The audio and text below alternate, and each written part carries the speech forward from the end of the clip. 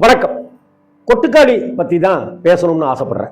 இருட்டு இருட்டுன்னு சொல்லிட்டு இருக்கிறத விட ஒரு மெழுகுவர்த்தியை ஏத்துனாக்க அந்த இருட்டே காணாம போயிடும், வெளிச்சம் வந்துடும் அப்படின்னு பாக்யராஜ் சார் தன்னுடைய லெட்டர் பேட்ல எழுதியிருப்பாரு. அது மாதிரியான ஒரு வெளிச்சம் தான் தமிழ் சினிமாவுக்கு பாய்ச்சப்பட்ட ஒரு வெளிச்சம் தான் கொட்டுக்காளி அப்படின்னு பரவலா பேச்சு அடிபட்டு இருக்கு. இதுல கமல்ஹாசன் சார் கொட்டுக்காளி படத்தை பார்த்து விட்டு அந்த மொத்த குழுவினரையும் கொண்டாடி தீர்த்திருக்கிறார். தன்னுடைய ட்விட்டர் பக்கத்துல 4 வரி மட்டும் வெளியிடல, 3 பக்கங்களுக்கு அந்த கொட்டுக்காளி படம் குறித்து விமர்சனம் எழுதியிருக்கிறார். கிட்டத்தட்ட அது விமர்சனம் இல்லைன்னு அவர் சொன்னாலும் கூட நிஜம் என்னவோ கொட்டுக்காளி திரைப்படத்துக்கு கமல் சார் எழுதிய விமர்சனம் அப்படின்னு தான் நான் சொல்லுவேன்.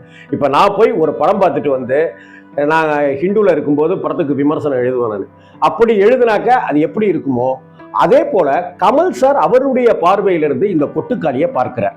இந்த கொட்டுக்காளியை பற்றி அவர் என்ன வகையெல்லாம் சொல்லுகிறார், எப்படி எல்லாம் கொண்டாடுகிறார் அப்படிங்கிறத தான் சொல்லணும்னு ஆசைப்படுறேன். இதை விட இந்த கொட்டுக்காளி டீமுக்கு, சூரி சாருக்கு, சிவகார்த்திகேயன் சாருக்கு, டைரக்டர் PS வினோத்ராஜ் சாருக்கு இதை விட ஒரு பெரிய ஒரு விருது உண்டாங்கிறது தெரியல. ஏன்னா கமல்ஹாசன் சார் அவ்வளவு சாமானியமா யாரையும் பாராட்டிட மாட்டார், அளவுக்கு அதிகமாகவும் பாராட்ட மாட்டார். சரக்கு இருக்கணும், சரக்கு இருந்தால் தான் பாராட்டு கிடைக்கும் கமல் சார்ட்டேந்து. அந்த கமல் சார் எழுதிய அந்த கடிதம் பாருங்களேன். கொட்டுக்காளி என்ற மத்திய அரசு சான்றிதழ் திரையில் தோன்றும் கணத்திலிருந்து ஆச்சரியங்கள் தொடங்குகின்றன.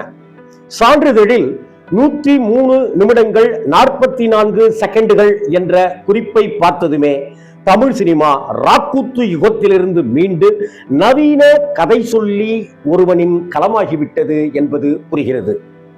முன்னாடிலாம் 4 மணி நேரம் படம் ஓடும்ல. தம்பி சூரியை தவிர எனக்கு தெரிந்த முகங்கள் இல்லை. 3 நிமிடங்களுக்கு பிறகு அவரும் தெரியவில்லை. பாண்டியன் எனும் கதாபாத்திரம்தான் தெரிந்தார். காலில் கல் கட்டிய சேவல் ஒன்று விடியலுக்காக கூட கூவாமல் குழம்பி நிற்கிறது. மறுபுறம் நம் கண்ணுக்கு தெரியாத கல் ஒன்று காலில் கட்டப்பட்ட பெண் ஒருத்தி அந்த சேவலையே விரித்து பார்க்கிறாள். கொட்டுக்காளி டைட்டில் திரையில். கண்ணிமைக்கும் நேரத்தில் கால்கட்டை உதறி தப்பிக்கிறது சேவல். வெறித்து பார்த்த பெண்ணின் கண்ணில் சின்ன எதிர்பார்ப்பு. பின் இரு உறவினர்கள் சேவலை துரத்தி பிடித்துக் கொண்டு போகிறார்கள். பெண்ணின் கண்ணில் நம்பிக்கை மங்குகிறது. இவள்தான் நாயகி.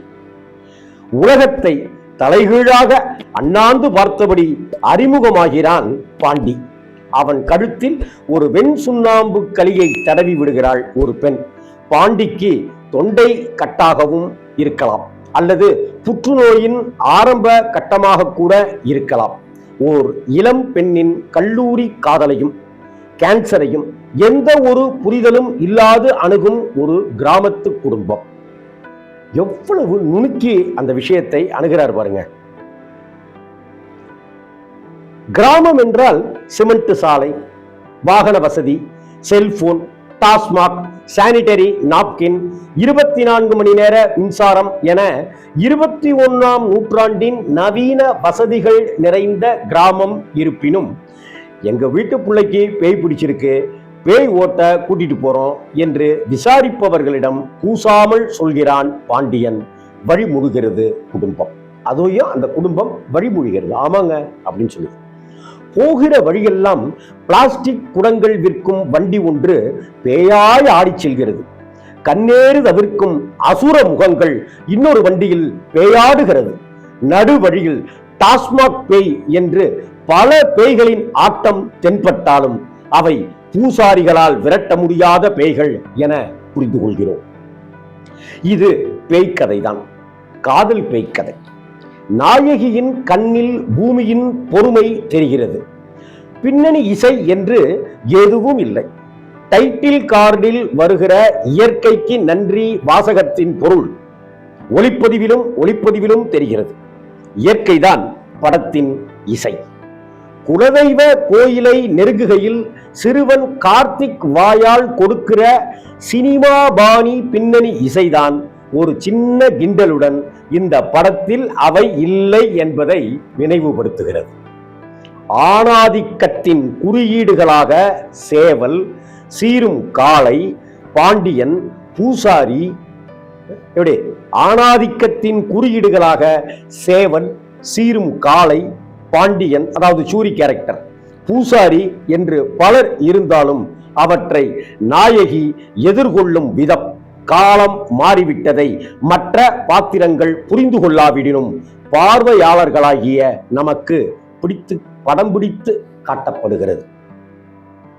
இப்படி ஒவ்வொரு காட்சியையும் கமல் சார் அணுகியிருக்கிற விதங்கள் அவ்வளவு யதார்த்தத்தினுடைய உச்சமாகவும் அவ்வளவு மிரட்டலாகவும் இருக்கு பாருங்க. கடைசியில் இயக்குனர் பாண்டியனையும் நம்மையும் பகுத்தறிவின் கரையோரமாகவும் மனிதத்தின் விளிம்பிலும் நிறுத்திவிட்டு தன்னுடைய கடமை முடிந்த சந்தோஷத்தில் விளக்கை அணைத்துவிட்டு வீட்டுக்கு கிளம்பி விடுகிறார். இந்த காதல் கதையின் முடிவை பாண்டியனைப் போலவே நாமும் உணர உந்தப்படுகிறோம். இது கொட்டுக்காளி படத்தின் விமர்சனம் அல்ல. யாரு? கமல் சார் சொல்றார், இது கொட்டுக்காளி படத்தின் விமர்சனம் அல்ல.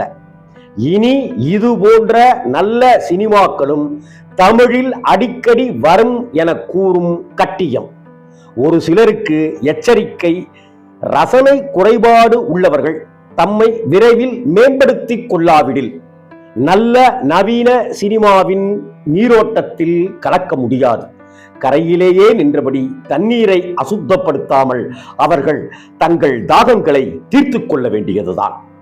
மொத்தத்தில் கொட்டுக்காளி குழுவினர் அழகான சினிமா மொழியில் அற்புதமான பகுத்தறிவு கதை ஒன்று சொல்லி இருக்கிறார்கள். அதற்காக இயற்கைக்கு மட்டுமல்ல, திரு சிவகார்த்திகேயனுக்கும் நன்றி. சாளரம் அல்லாத சிறையாக, சாளரம்னா ஜன்னல், சாளரம் அல்லாத சிறையாக தமிழ் சினிமாவை பழைய வர்த்தகர்கள் வைத்திருக்க முடியாது. புதிய பார்வையாளர்களும் புதிய படைப்பாளர்களும் பல்கிவிட்டார்கள். ஜெய் சினிமா, கமல்ஹாசன். கொட்டுக்காளி PS வினோத்ராஜ் கூழாங்கல் மூலமாகவே நம் கவனம் ஈர்த்தவர், நம்மை சலனப்படுத்தியவர், தாக்கத்தை ஏற்படுத்தியவர்.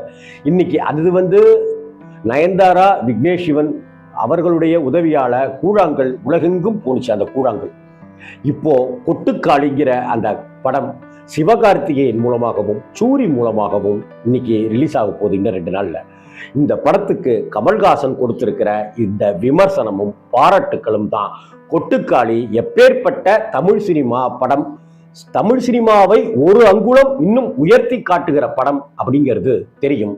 கொட்டுக்காளி டீமுக்கு, சிவகார்த்திகேயன் சாருக்கு, சூரிய அண்ணனுக்கு, PS வினோத்ராஜ் டைரக்டருக்கு வாழ்த்துக்கள் மற்றும் படத்துல நடிச்ச அந்த சேவல் உட்பட எல்லாருக்குமே பாராட்டுக்கள். வணக்கம்.